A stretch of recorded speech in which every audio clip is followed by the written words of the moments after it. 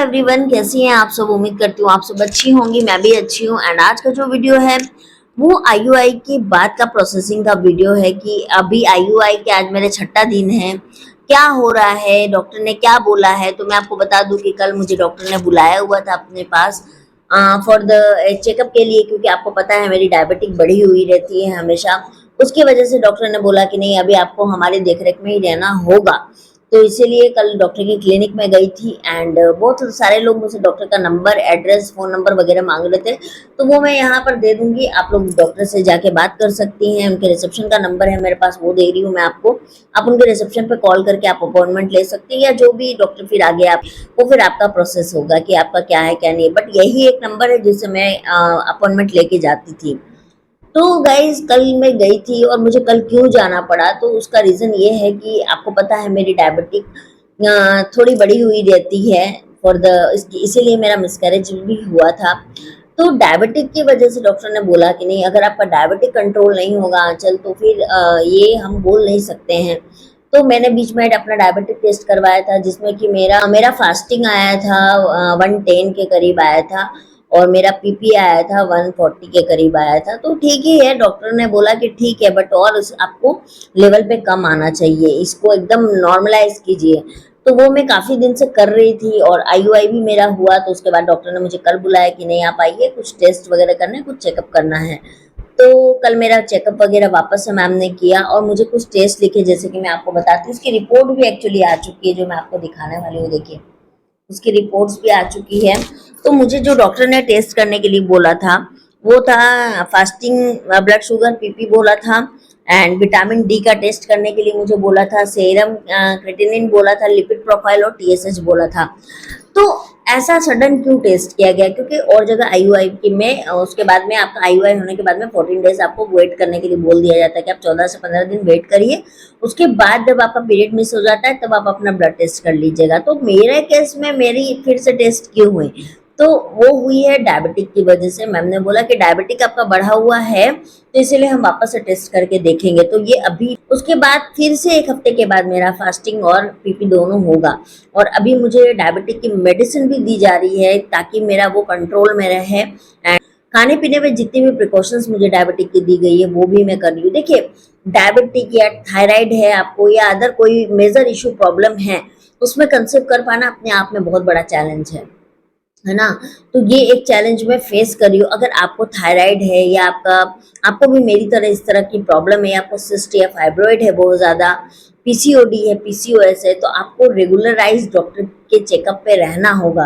क्योंकि एलोपैथ में देखिए, लोकल डॉक्टर में यही तो बेनिफिट होता है कि कुछ भी होता है हम डॉक्टर के पास चले जाते हैं, मिल लेते हैं, बात कर लेते हैं, हमको सजेशन मिल जाता है। लेकिन वही ऑनलाइन में मुझे दिक्कत लगती है पर्सनली। अब दूसरों को क्या लगता है, डोंट नो।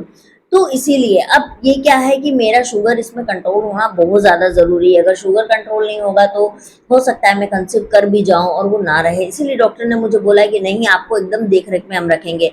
विटामिन डी भी डॉक्टर ने करवाया। मैंने आपको बताया बहुत बार अपनी वीडियो में कि अगर आपका एएमएच लेवल कम है तो आपको विटामिन डी का सेवन ज़रूर करना चाहिए, जो आपके एएमएच पे भी इम्प्रूवमेंट लाती है। तो इसलिए विटामिन डी का चेकअप किया गया, लिपिड प्रोफाइल किया गया, और टीएसएच किया गया। तो मुझे खैर किसी में कोई भी प्रॉब्लम इस बार नहीं आया है। मेरा फास्टिंग का भी जो रिपोर्ट आया है वो 110 के अंदर अंदर आया है, और पीपी मेरा 150 के अंदर अंदर आया है। तो ठीक है, इसको और ज़्यादा नॉर्मलाइज करना है। तो उसके बाद में आज रिपोर्ट लेने के बाद में मैं गई थी अपने डायबिटिक के डॉक्टर के पास, जो कि है डॉक्टर प्रभात आर बर्मन। इनके पास मैं गई थी आज दिखाने के लिए। तो उन्होंने मेरी रिपोर्ट्स वगैरह देखी। मेरी जो डायबिटिक की जो दवाई थी ना, वो 500 mg की दवाई थी, मतलब उसका जो प्रेशर था 500 mg का था। लेकिन अभी वो मेरी 850 mg की हो गई है। तो ऐसा नहीं है कि डायबिटिक या थायराइड में आप नहीं कंसीव कर सकते हो, लेकिन आपको बहुत ज़्यादा प्रिकॉशंस की ज़रूरत पड़ती है, और बहुत ज़्यादा डॉक्टर की देखरेख में आपको सारे प्रोसेसिंग करने पड़ते हैं। तो ये चीज़ है गाइज, और ये इतना बताने का मेरा मतलब ही यही है कि अगर आप इन चीज़ों से जूझ रहे हो, आपको ये प्रॉब्लम है, तो इनमें डॉक्टर की हेल्प से आप प्रेगनेंसी कंसीव कर सकती हैं। बट आपकी हर एक चीज़ पर डॉक्टर नज़र रखती हैं, और यही होता है ऑफलाइन दिखाने का बेनिफिट, कि इसमें आप जो है वो कुछ भी होता है आप तुरंत डॉक्टर के पास चले जाते हो। अब जैसे कि मेरे साथ क्या हुआ था ना कि पेट में मुझे बहुत ज़्यादा पेन हो रहा था, पिच जैसा पेन हो रहा था। करीब शाम में 6 बजे के करीब मेरे को ऐसा हुआ और वो थोड़ा बढ़ गया, मतलब मुझे अब वो असहनीय जैसा पेन होने लगा। तो मेरे हस्बैंड ने डॉक्टर को तुरंत फ़ोन लगाया, रिसेप्शन पे फ़ोन लगा। वहाँ से डॉक्टर ने फिर रिसेप्शन से ही कॉल किया, बात हुई मेरी। उन्होंने बोला कि इज़ अ गुड साइन, अगर आपको ये चीज़ हो रही है तो ये अच्छे साइन है, तो इसलिए आप घबराइए मत। बस एक थोड़ा-सा डॉक्टर और मैं, हम दोनों डरे हुए हैं, अपनी डायबिटिक की वजह से ही हैं। तो इसीलिए इसको कंट्रोल करना बहुत ज़रूरी है। जो भी लोग आईयूआई कराने के बारे में सोच रहे हैं, उनको आईयूआई से पहले जो टेस्ट करवा लेने चाहिए, उसमें से आपको जैसे कि लिपिड प्रोफाइल है, एएमएच का टेस्ट है आपका, उसके बाद में आपका टीएसएच है, डायबिटिक है, फास्टिंग और पीपी दोनों आप करवा लीजिए। उसके बाद ही आप डॉक्टर के पास जाने का सोचिए, है ना? ताकि आपके लिए वो आसान रहे। और अगर आपको एएमएच आपका बहुत जल्दी-जल्दी आपका कम लेवल पर आ रहा है, मतलब बहुत स्पीडली कम हो रहा है, तो आप विटामिन डी का टेस्ट ज़रूर करवाइएगा। विटामिन डी की कमी से भी, ये डेफिशिएंसी से ये सारी प्रॉब्लम्स आती है गाइज़। तो इसीलिए ये टेस्ट आप जब करवा लीजिएगा, उसके बाद आपने 1 साल नेचुरली ट्राई कर लिया, आपको कंसीव नहीं हो रहा है, उनको दिखाइए कि क्या प्रॉब्लम आखिर हो रही है ना? तो आपको कंसीव करने से पहले ये चीज़ें करनी चाहिए। अब आईयूआई किनको करा लेना चाहिए? तो देखिए, अगर आपकी एज, आईयूआई सक्सेस किसको जल्दी होती है? देखिए, ये पूरी तरह बहुत बड़े शोध में पता चला है कि ये एज के ऊपर ज़्यादा निर्भर करती है। जितनी ज़्यादा एज होगी, उतना ही कम रेशियो होगा इसके सक्सेस होने का। तो अगर आपकी उम्र कम है और आपको लगता है कि आप करवा सकते हो, है ना?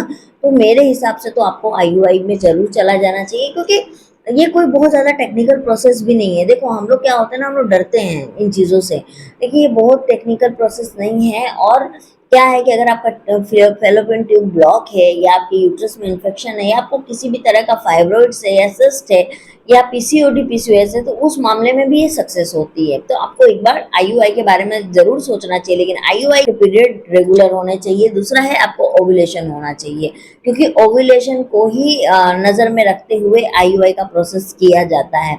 और बहुत ही नॉन टेक्निकल प्रोसेस है, एंड बहुत कम खर्च, बहुत कम लागत में है। तो इसीलिए मेरे हिसाब से आईवीएफ तो मैं सजेस्ट नहीं करती हूँ, जैसे कि मैंने आपको रीज़न बताया, लेकिन आईयूआई करवा सकते हैं। और आईयूआई के भी आपको 3 चांस मिलते हैं, आप 3 बार करवा सकते हो। तो आई होप सो कि एक बार में ही हो जाए। और एक बात और बताऊँ, मैं परसों डॉक्टर के पास गई थी ना, वहाँ पर मैं बैठी हुई थी, क्योंकि ऑब्वियस सी बात है, नंबर लगता है सबका। मैं बैठी हुई थी, तो वहाँ पे 3 केस मेरे सामने आए थे, जिसमें कि आईयूआई के ही केस थे, और वो तीनों के रिजल्ट पॉजिटिव थे। मुझे तो देख के इतनी पॉजिटिविटी आई ना यार, कि मैं क्या बताऊँ। मेरे को तो लगा कि नहीं, चलो मैं सही जगह, फाइनली मैं सही डॉक्टर के पास पहुँची हूँ। और होता है ना कि आप अपनी चारों तरफ अगर पॉजिटिविटी देख रहे हो ना, तो आप खुद भी पॉजिटिव हो जाते हो, आपके अंदर फिर नेगेटिव ना थॉट आती ही नहीं है ना? इसीलिए। और मुझे बहुत लोग बोलते हैं मेरे मैसेजेस में भी कि मेरा आईयूआई फेल हुआ है, ये हुआ है, वो। तो मैं एक बात ज़रूर बोलूँगी कि देखिए, आप फिर से एक बार ट्राई कीजिए, और कहाँ चूक हो रही है उसको देखिए। क्योंकि अगर आपके अंडे नहीं बन रहे हैं, अंडे में दिक्कत आ रही है, तो उसके लिए भी बहुत सारी इंजेक्शंस पड़ती है, हार्मोन बैलेंस करने के लिए भी इंजेक्शन दी जाती है। तो एलोपैथ में ये सारी चीज़ें हैं जो क्विकली जो है वो असर डालती है। तो इसीलिए आप इसके बारे में सोच सकते हो। देखो, माँ ना बन पाने का दुख जो है ना, वो मैं झेल रही हूँ, मुझे दिखता है वो चीज़। और जो लोग पेरेंट्स बनने के बाद जो एंजॉय कर रहे हैं, उनको मैं जब देखती हूँ, तो मुझे लगता है बस यार, मेरे को भी ये चीज़ नसीब हो जाए। मेरी जैसी जितनी महिलाएं मुझे देख रही हैं, उनको भी भगवान ये नसीब करे। तो इसीलिए आप लोग इसके बारे में सोच सकते हो। मैंने सोचा चलो मैं अपनी रिपोर्ट्स की अपडेट दे दूं कि मेरे रिपोर्ट्स में अभी क्या चल रहा है। और आज छठा दिन है गाइज। सिम्टम्स भी कुछ-कुछ मुझे फ़ील हो रहे हैं, बट अभी नहीं बताऊँगी। मैं मिनिमम मेरे 10 दिन क्रॉस हो जाए, फिर मैं आपको अपने सिम्पटम भी ज़रूर बताऊँगी। और हाँ, मेरा पॉज़िटिव आया ना, तब मैं ये सिम्पटम जो है वो दावे के साथ बोलूँगी कि ऐसा-ऐसा होता है। अभी क्या है ना कि इतनी बार नेगेटिविटी देख चुके हैं ना, कि अभी कुछ भी बोलने में बड़ी डर लगता है कि क्या पता मैं बोलूँ और बाद में पता चला हुआ ही नहीं। तो इसलिए मैं अभी कुछ नहीं बोलूँगी। बस मेरे लिए प्रे कीजिएगा गाइज़, हो जाए, बस हो जाए। मतलब होप जो है ना, बस वो टूटे ना। और एक आप ही लोग हो जिसके सामने मैं ना बोल सकती हूँ, अदरवाइज मैं नहीं बोल सकती हूँ। परिवार में, घर में किसी को नहीं बोल सकती हूँ। मुझे ऐसा लगता है कि कोई नहीं समझ पाएगा, मतलब इस तकलीफ को। ये तकलीफ वही समझ सकते हैं ना जो खुद भी इस तकलीफ से गुजर रहे हैं, और मुझे जो देखने वाले लोग हैं ना उसमें से 90% लोग वही है जो इस तकलीफ से गुजर रहे हैं। तो इसीलिए मैं आप लोगों की हेल्प ज़रूर करना चाहती हूँ कि अगर आप इस चीज़ों से गुजर रहे हैं तो आप डेफिनेटली जो है वो आप डॉक्टर को दिखाइए। ज़रूरी नहीं यही डॉक्टर, आपके आसपास में भी जो डॉक्टर है आप उनको दिखाइए, ट्रीटमेंट लीजिए, है ना। और जो लोग जमशेदपुर के हैं, यहाँ के हैं, उनके लिए मैं इनका एड्रेस नंबर सब कुछ मैंने स्क्रीन पर ऑलरेडी दे दिया है। आप लोग जाइए, उनसे बात कीजिए और हाँ डेफिनेटली उनसे कॉन्टेक्ट कीजिए, ठीक है। तो चलिए गाइस, मैं मिलती हूँ आप लोगों से नेक्स्ट वीडियो में, तब तक के लिए बाय बाय।